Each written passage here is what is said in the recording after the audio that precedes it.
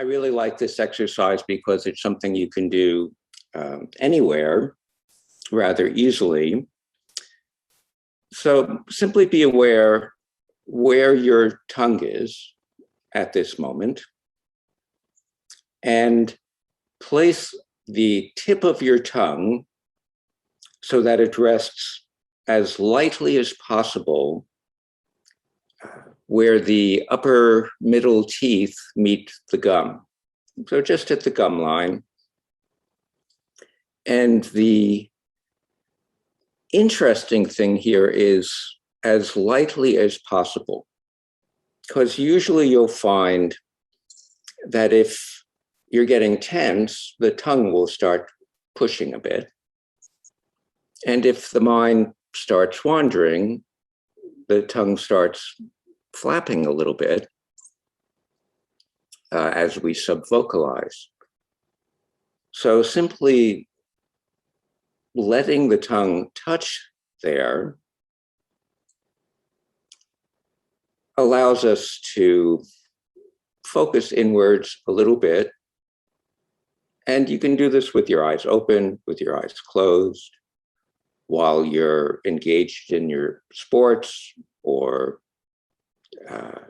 while you're listening to somebody in a conversation, while you're driving. And as you become more aware of the tongue touching there, you can become aware that it's actually a rather large organ with lots of room devoted to it in the brain. So you might notice that perhaps you'll notice one side of the tongue is a little more relaxed or a little more tense or a little thicker, but it will feel perhaps slightly asymmetric. And to just allow the tongue to even out towards the tip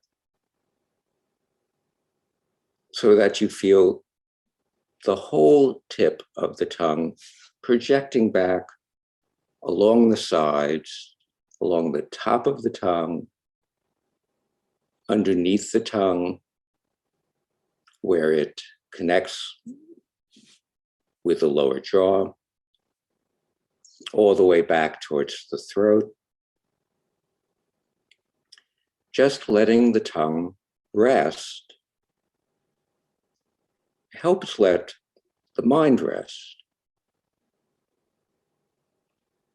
And the awareness of the tongue as it moves towards the back of the throat can help you become aware that there's space within the body, within the throat, space within the mind. And another way to become aware of that space is to notice, if you go to the top of your skull and just notice the center of the skull, the fontanelle, where the bones knit together, the soft spot in a baby's head. And let the scalp relax and imagine that there's a line going from the center of the top of your skull, like a plumb line, just dropping down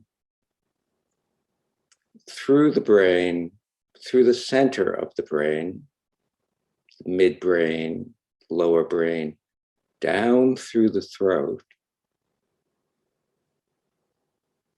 And because it's helped by gravity, it easily goes down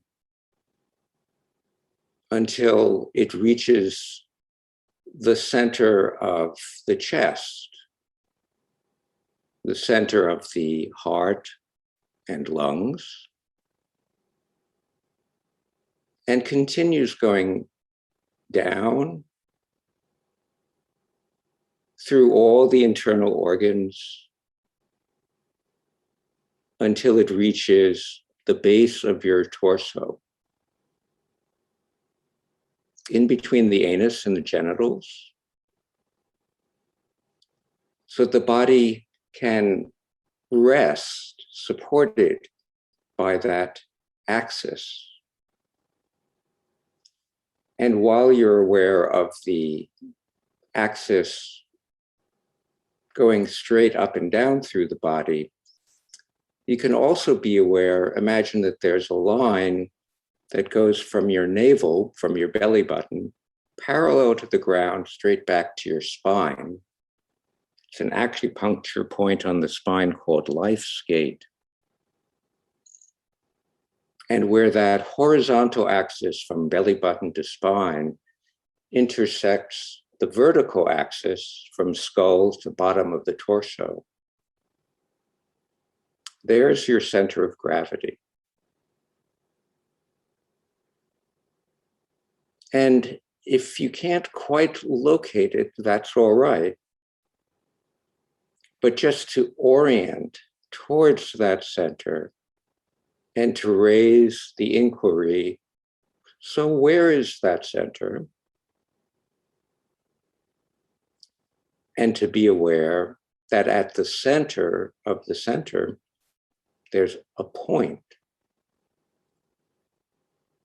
It's a pivot point.